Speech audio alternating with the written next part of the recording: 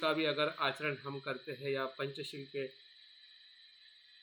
आचरण से भी हम उस अवस्था तक पहुंच सकते हैं, लेकिन जब उसको हम स्वाभाविक नीतिमत्ता के तौर पर मानसिक अवस्था के आधार पर अगर शिलाचरण को पहचानते हैं और वहाँ से हम अपने शिलाचरण को शुद्ध करते हैं, काया का, वाचा का और मन का, तो निश्चित ही है श्रोतापन्न की अवस्था तक हमें, और वहाँ से जो हमारा निरंतर चलने वाला जो प्रवास है वो विमुक्ति की तरफ जाने के लिए हमें मददरूप हो सकता है या होता है। जब हम इंद्रिय संवरशील की जब बात करते हैं तो भंते कहते हैं कि इंद्रिय संवरशील जो है ये बोधिसत्व का शील, क्योंकि यही शील है कि जो आपकी मानसिक अवस्था के आधार पर, हाँ, मानसिक अवस्था के आधार पर प्रशिक्षित करते हुए वो हमें नकारात्मक शील से सकारात्मक शील तक ले जाता है। क्योंकि जो भी शील का खंडन होता है या शील का ब्रेकडाउन होता है वो 6 इंद्रियों के आने वाले विषय के स्पर्श से ही होता है। वही स्पर्श है, वही मार्ग है जहाँ से भीतर, हमारे भीतर चोर घुसते हैं या विकार घुसते हैं, या वही विकार हमारे शीलों को अशुद्ध करते हैं या हमारे मन को अशुद्ध करते हैं। तो वो इंद्रिय संवर जो है 6 इंद्रियों से, जो चक्षु इंद्रिय से है, श्रोत, घ्राण, जीवा, काया और मन के इंद्रियों के साथ जब हम सजगता, जितना हो सके उतना अगर हम इंद्रिय संवर रखते हैं, इंद्रियों की अगर स्मृति रखते हैं, तो निश्चित ही है कि जो स्वाभाविक नीतिमत्ता का जो प्रभाव है या उसका जो एहसास है वो हमारे भीतर एक बोधिसत्व के शील पारमिता के रूप में विकसित हो सकता है। अगर हमने पंचशील को पकड़ के रखा और यही मान लिया कि जो मैं पंचशील का पालन कर रहा हूँ यही वो शील है, तो एक प्रकार से एक धारणा है, एक प्रकार से वो सामान्य नियम है, जिस नियम से हमें थोड़ा लाभ जरूर मिल सकता है सामाजिक और पारिवारिक तौर पे, लेकिन जो आध्यात्मिक लाभ है या परम जो लाभ जो है वो शायद इस शीलों से या इन नियमों से हमें मिलने वाला नहीं है। इसकी जो अगर हमें स्पष्टता आती है तो मुझे लगता है कि हम सही मार्ग के तरफ हम आगे बढ़ रहे हैं, ऐसा हम कह सकते हैं। अगर इसकी हमें स्पष्टता नहीं है तो शील ही हमारे लिए एक बंधनकारी आचरण होने की संभावना है, और अक्सर हमारे साथ में या ऐसा हो रहा है या ऐसा हम अपने लिए सोच रहे हैं या इसी ही आधार पर हम अपने आप को देख रहे हैं। तो अगर ऐसा कुछ है तो हमने अपनी और हमारे जो भी मित्र है उसके साथ हमने इसके ऊपर चिंतन और अभ्यास करके इसकी जो मूल धारा है या उसका मूल तत्व है उसके बारे में हमने स्पष्टता रख के समझने की कोशिश और प्रयास ज़रूर करना चाहिए। अभी हम मैं संक्षिप्त में पंचशीलों को लेके जो भंते जी ने हमें 5 शीलों के साथ नकारात्मक और सकारात्मक पहलुओं को आचरण करने के लिए जो पंचशील बुद्ध से आते हुए हमें बाबा साहब भंते संगरक्षी जी ने भी दीक्षा के रूप में जब हम पंचशील का धारण करते हैं तो सकारात्मक और नकारात्मक तौर पे भी भंते इसमें और गहराई में बताते हैं कि इसके पीछे भी जो हमारा जो हिंसा नहीं करने का जो भाव है उसमें हमारी जो नकारात्मक मानसिकता को पहचानना ज़रूरी है। अगर हम हिंसा नहीं कर रहे, जब हम हिंसा से विरत रह रहे तो हमारी जो हिंसा करने की जो प्रवृत्ति है या उसका जो मूल है वो द्वेष है, तिरस्कार है, नापसंदगी है, अस्तित्व को अस्वीकार करना है। तो इन मानसिक अवस्थाओं पे हमें थोड़ा ध्यान रखना पड़ेगा और उस पे जितना बदलाव हो रहा है, उस बदलाव के साथ में अगर हम सही में ऐसा कह रहे हैं और कर रहे हैं कि मैं हिंसा नहीं कर रहा हूँ, तब जाके वो शिलाचरण का वो पहलू उस अर्थ से हमारे जीवन में हम देख सकते हैं। जब हम हिंसा नहीं कर रहे हैं तो मैत्रीपूर्ण कर्म करने की जब बात हम करते हैं, तो मैत्रीपूर्ण कर्म में जो हमारी मैत्री है वो अभिव्यक्त होनी चाहिए स्वयं के लिए, औरों के लिए, और जितना हो सके हमारा जो संयोग है, फिर वो समय का संयोग हो या धन का संयोग हो, विचारों का संयोग हो, मदद हो, इस अर्थ से वो अभिव्यक्त होनी चाहिए। जब हम मैत्री करते हैं और हम किसी को मदद ही नहीं करते हैं और हम मन ही मन मैत्री भाव करते हैं, तो वो मैत्री भाव शिलाचरण के स्तर पे नहीं आता है। तो मैत्री की जो अभिव्यक्ति जो है वो अलग अलग स्वरूप में हम देखते हैं या हम करने का जब प्रयास करते हैं, तो निश्चित ही है वो हिंसा के साथ जो मैत्री है, हिंसा से विरत रहते हुए मैत्री भाव को हम विकसित करने का जो अनुभव है, वो कहीं न कहीं उस मानसिक अवस्था में बदलाव लाने के लिए हमें मदद करता है। अगर मानसिक अवस्था में उस मैत्री के आधार पर बदलाव नहीं आ रहा है, अभी भी हमें संकोच हो रहा है, अभी भी हम उस तरीके से अपने आसपास या संसार के लोगों को या परिस्थिति को हम नहीं देख पा रहे, तो उस मैत्री पे हमने ज़रूर सवाल या प्रश्न खड़ा करना चाहिए ताकि उस पे हम काम कर सकें। वैसे ही जब हम कहते हैं कि मैं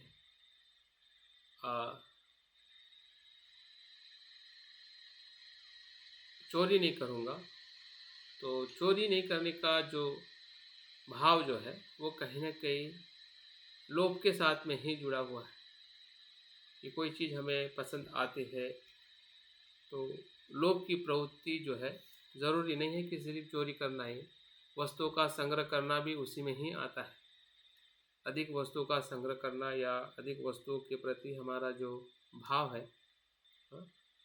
वो उसी ही कैटेगरी में आता है। मतलब लोभ की प्रवृत्ति से हमारी जो दान की प्रवृत्ति है, उस प्रवृत्ति को हम देख सकते हैं या हम देखने का प्रयास कर रहे हैं, तो निश्चित ही हमारा शिलाचरण उस तरीके से आगे जा रहा है, ऐसा हम अपने शिल्पारमिता में देख सकते हैं। अगर नहीं हो रहा है तो उस पर हमने ज़रूर थोड़ा और कार्य करने की ज़रूरत है। तीसरा जो शील जो है कि व्यभिचार, जो शारीरिक या जो मानसिक जो हमारा अनैतिक व्यवहार है, तो उसमें भी लोभ या लोभ का ही प्रमाण है, या जिसमें हम अज्ञान भी कह सकते हैं या मूर्ता भी कह सकते हैं। तो उस शील से विरत रहने के लिए जो हमारी संतुष्टि की जो बात बताई गई है, लेकिन इसमें भंते ने बहुत ही अच्छी तरह से समझाया है उसमें। और एक मैं दूसरा इसमें guide to the Buddhist path को भी पढ़ रहा था, जिसमें शील के बारे में भंते ने बहुत कुछ व्याख्यान दिए हुए हैं। उसमें उन्होंने एक संतुष्टि पे एक व्याख्यान दिया है जो तीसरे शील के साथ जुड़ा हुआ है। तो तीसरे शील के साथ हम बहुत ही सामाजिक तौर पे प्रामाणिक है कि हमारी जो जिसका विवाह हुआ है, जो पत्नी और पति के साथ में जो हमारा संबंध है, उसमें हम संतुष्ट रहते हैं और होते हैं।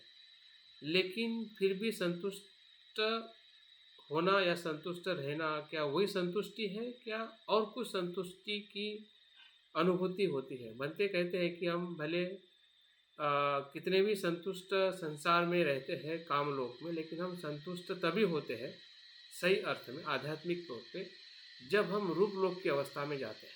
तभी स्त्री पुरुष का जो भेद जो है, विसंतुष्ट का असंतुष्टि का मतलब यह है कि स्त्री पुरुष के भेद को बरकरार रखना कि मैं पुरुष हूँ, वो स्त्री है, वो स्त्री है, मैं पुरुष हूँ। इस भेद में बने रहना और उसी भेद के कारण जो कुछ भी उसमें आचरण होता है, देखने का, सुनने का या XYZ जो भी, वो कहीं न कहीं वो शील के दायरे में ही आता है, जहाँ पे हमारा शिलाचरण उतना नहीं हो पाता है। लेकिन अगर हम शिलाचरण कर रहे हैं या हो रहा है, तो वो रूप लोक की अवस्था में जब हम ध्यान के भीतर के, हो सकता है कि वो हम ध्यान में आते हैं तब आते हैं, या अन्यथा हम ध्यान में नहीं रहते हैं, फिर भी अगर उस अवस्था में अगर हम अपने आप को देख पाते हैं, उस जागृति में जहाँ पे दोनों जो स्त्री पुरुष के प्रति जो एक आकर्षण जो है, उस आकर्षण से ऊपर उठ के देखने की जो अवस्था जो है, भंते कहते हैं कि वो ध्यान के उस अवस्था में ही प्राप्त होती है। तब तक वो आकर्षण बना रहता है। तो वो आकर्षण मतलब कोई पाप या अनैतिक आचरण है, ऐसा भंते नहीं कहते हैं। हाँ, वो पाप के दायरे में नहीं आता, क्योंकि वो नैसर्गिक भाव है कि जो एक दूसरे के प्रति रहता है। हाँ, लेकिन उसको उस भाव को पहचानना और उस भाव पे कार्य करना, हाँ, ये चीज़ कहीं ना कहीं हमें गहराई में देखनी पड़ेगी, जाननी पड़ेगी, ताकि हम अपनी जो वो मानसिकता जो है लोक की या उस अवस्था की, उसको हम समझ सके और समझेंगे। अन्यथा भले हम कुछ भी नहीं करते हैं, फिर भी हमारे जो उस भाव के कारण हम बहुत ही आत्मग्लानि है, या कुंठा है, या हीनता भाव है, या पापी भाव जो है वो हमारे मन में बहुत चलता है। हम अपने आप को बहुत ही दुष्ट कहते हैं, पापी कहते हैं, जब इस प्रकार से हमारे मन में विचार आते हैं स्त्री को पुरुष के बारे में या पुरुष को स्त्री के बारे में। तो ये कोई मतलब बहुत विशेषता बनते क्रिश्चियन धर्म का उदाहरण देके बताते, क्रिश्चियन धर्म में उसको पाप कहा जाता है, ऐसा मन में आना भी या सोचना भी। जबकि बौद्ध धर्म में वो अकुशल मानसिक अवस्था है। तो अकुशल मानसिक अवस्था को जानते हुए, हाँ, और उसको सही तरीके से वो कब उससे हम मुक्त हो सकते हैं, इसके बारे में भी जब हमें पता चलता है, तो हमें वो आत्मग्लानि नहीं होनी चाहिए। अन्यथा वो जो शिलाचरण जो है, उसमें हम इतने फंस जाएंगे कि उससे हमें कोई बाहर निकाल नहीं पाएगा। तो इसलिए सर रूप लोक की बात आप कह रहे हैं ना, इससे ऐसा मतलब सुनते सुनते ये अनुभूत हो रहा था कि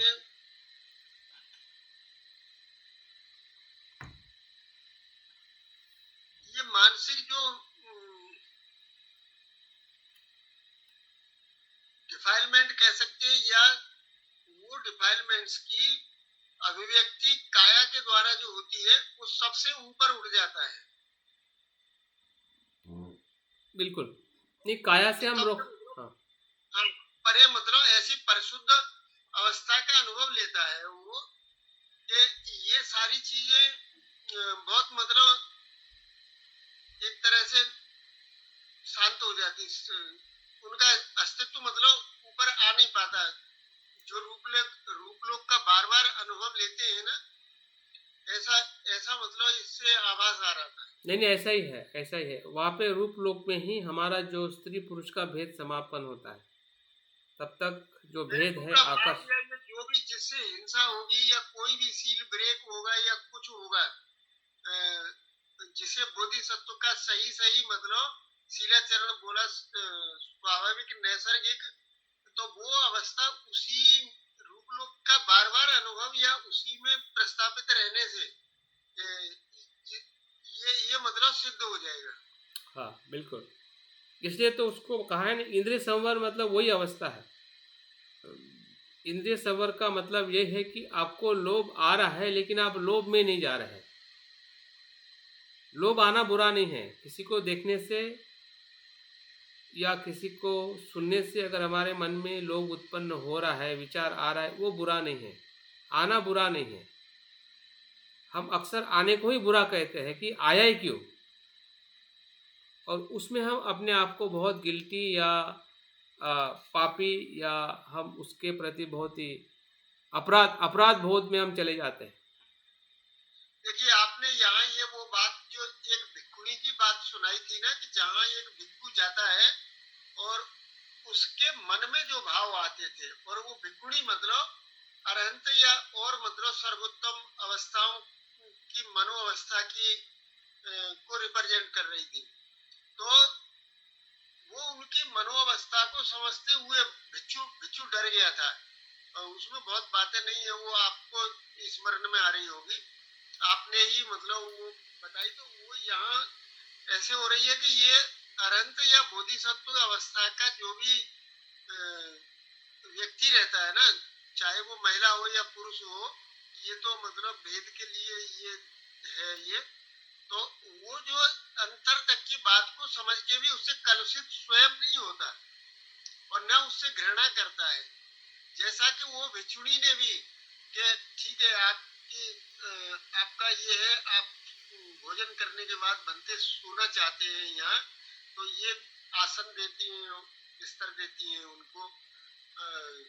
तो वो भिक्षु डर जाता है कि मतलब ये मतलब भिक्षुणी मेरे मन की बात समझ जाती है और मेरे मन में क्या चल रहा है। बिल्कुल। हाँ, तो हमें भले उस अवस्था में अभी हम नहीं है, नहीं जा पा रहे, लेकिन यहाँ पे मेरा कहने का और बनते यही कहना चाहते हैं कि हमें इस बाकी किसका हमें ज़्यादा अपराध बोध नहीं होता है जितना इस लैंगिक भावना का होता है। अगर हम झूठ बोलते हैं तो इतना हमें अपराध बोध नहीं होता है, या अगर हम किसी को गाली देते हैं, मारते हैं, तब भी हमें इतना अपराध बोध नहीं होता है जितना अपराध बोध ये जो व्यभिचार के जो विचार हमारे मन में आते हैं उससे होता है। और इससे अगर हमें निकलना है तो ये इंद्रिय संवर की जो थोड़ी बात अगर हम समझते हैं तो हम बच सकते हैं, और हमारे जो उस समय या उसके बाद में जो उसके प्रति जो हमारी संवेदनशीलता है, या उस विचार को या उस कर्म को या उस शील को किस प्रकार से हमने काया से आचरण करते हुए मन के भीतर जो भाव उत्पन्न हो रहा है वो बुरा नहीं है, लेकिन उसके साथ में जाने का जो हमारा मन है वो इंद्रिय संवर से रुक सकता है, और हम उस क्षण में या उस समय या उसके बाद में भी अगर विचार आता भी है पल के लिए, तो दूसरे पल में अगर हम जागरूक हो जाते हैं या तीसरे पल में जागरूक हो जाते हैं तो दो पल में जो आने वाली जो अपराध भावना जो है वो हमें बहुत बेचैन करती है।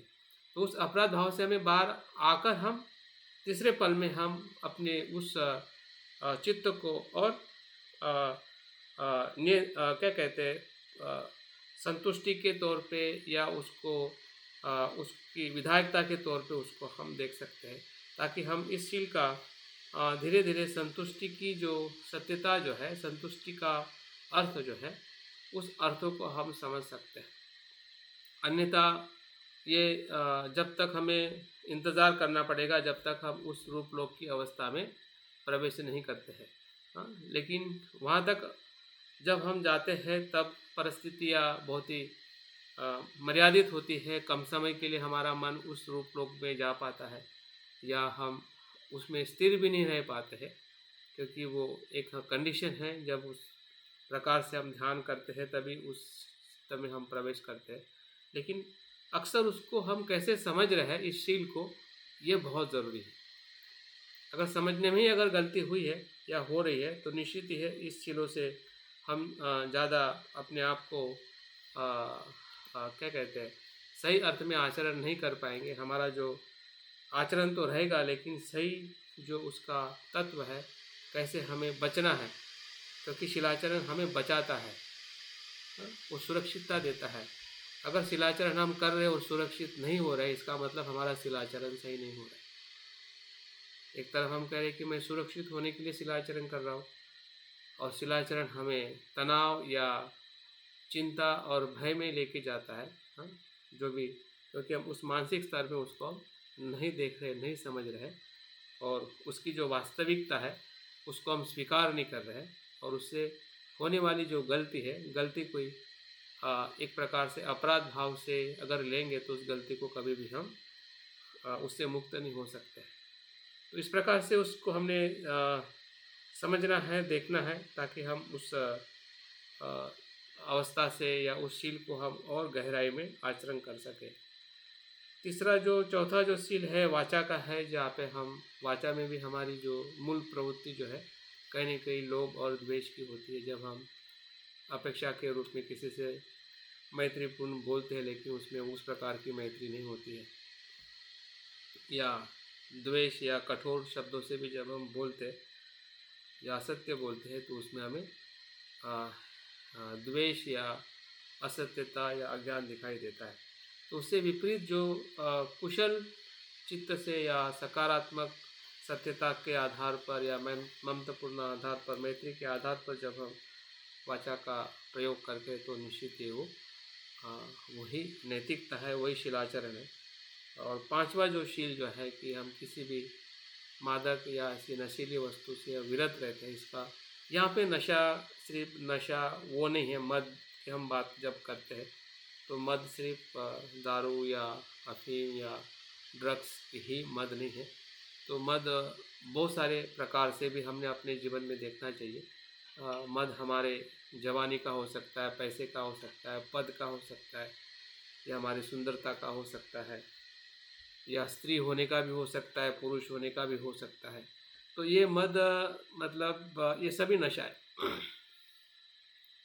या निरोगी होने का भी नशा हो सकता है।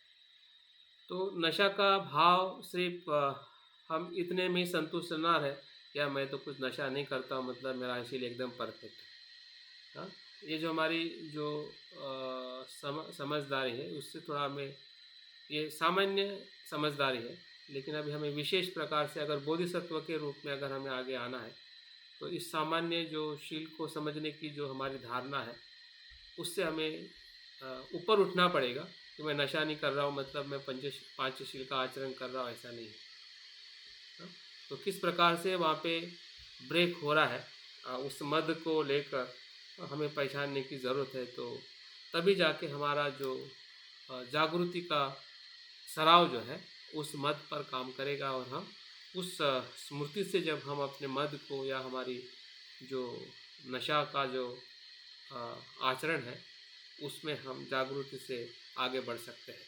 अन्यथा दारू तो छूट जाएगी लेकिन दूसरी कोई नशा हमारे जीवन में प्रवेश करेगी और हमें पता ही नहीं चलेगा। तो इस प्रकार से जो पांचों शील है एक प्रकार से हमारे लिए गाइड पाथ है, एक मार्गदर्शिका है। और ये शील कोई फिक्स चौकट नहीं है, ये ट्रेनिंग है। और ट्रेनिंग का मतलब है गलती करके सुधरना, परफेक्ट नहीं है। शील ये परफेक्शन नहीं है, गलती करके सुधरना, करते करते परफेक्ट होना। इसलिए उसको पानातिपाता वेरमणि सिक्खा पदम समाधियामि। सिक्खा मतलब प्रशिक्षण। हम अपने आप को प्रशिक्षित कर रहे हैं कि मैं हिंसा नहीं करूँगा। और प्रशिक्षण का मतलब वहीं पे ज़रूरत होती है जहाँ पे हमारी गलती हो रही है। गलती नहीं हो रही है तो फिर तो प्रशिक्षण की मतलब नहीं है, मतलब हम परफेक्ट है शील में, ऐसा नहीं। फिर काया का शील हो, वाचा का शील हो, मन का शील हो, या इंद्रिय संवन हो, तो इन सभी शीलों को अगर हम एक तत्व में देखते हैं, जो तत्व हमें प्रज्ञा और करुणा के साथ में जुड़ा हो, यही प्रज्ञा है और यही करुणा है। प्रज्ञा से ही हम अपने मन को उस मानसिक अवस्था में पहचान सकते हैं, और उसे ही प्रज्ञा के आधार पर ही हम अपने दुखों से मुक्त हो सकते हैं।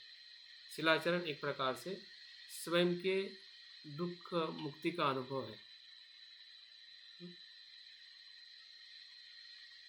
जो स्वयं की शुद्धि है, स्वयं का जो कल्याण है, परिशुद्धि है, जो हम ध्यान में जब वज्र सत्व को हम देखते हैं कि वो हमारे शरीर में प्रवेश कर रहे हैं, प्रकाश के रूप में हम शुद्ध हो रहे हैं, तो वो शुद्ध होने की जो अनुभूति है वो यही है जिसको हम शिलाचरण कहते हैं। तो आप वैसे करते हैं तो वो ध्यान होता है, और इस प्रकार से करते हैं तो ये भी ध्यान होने की पूरी संभावना है, ये भी ध्यान है। ऐसा नहीं कि वो ध्यान ही ध्यान है और ये शिलाचरण ध्यान नहीं है। अगर शब्दों में और उसके तत्व में थोड़ा अलग है, लेकिन अगर हम उसका एक अनुभव देखें तो वो अनुभव एक समान ही है। फिर वो शील की शुद्धि हो या साधना से हमारे पूरे अस्तित्व की शुद्धि हो। तो मुझे लगता है कि इतना पर्याप्त है कि जो शिलाचरण का जो अर्थ तत्व जो है, बहुत कुछ हमें पता है, बहुत कुछ हमें समझना है, और विशेषतः स्वाभाविक और नैसर्गिक नीतिमत्ता के आधार पर जो हमारी मानसिक अवस्था का अवलोकन करते हुए अगर हम आगे बढ़ते हैं तो निश्चित ही है कि बोधिसत्व की पारमिता में हम प्रवेश कर सकते हैं। बहुत बहुत धन्यवाद, साधुवाद मेरी बात सुनने के लिए या आप लोगों का समय लेने के लिए। जय भीम। इसका बहुत बहुत साधुवाद। आपने मतलब इन शब्दों से ये सब मतलब सीधे सीधे बोधिसत्व की श्रेष्ठ अवस्था का अनुभव करा है। बहुत आनंद प्राप्त हुआ। इस आनंद को बहुत बहुत आपका धन्यवाद। Thank you. सभी लोग आनंद की होंगे, सबकी मनोवस्था